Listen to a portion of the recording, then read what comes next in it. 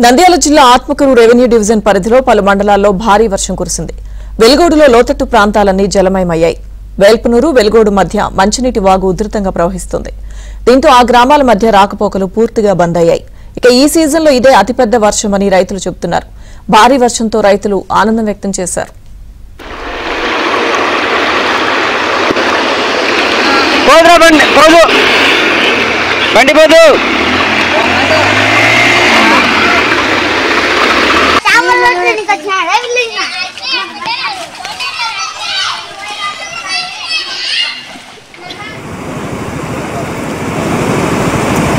कोना वाला रहे क्या नहीं बीच मारो मार लगा था बीच एडरा वाला వీళ్ళని కుదారా వీళ్ళని కుదారా అంతమంది రాలే వస్తుంటే ఏం చెప్పాలి.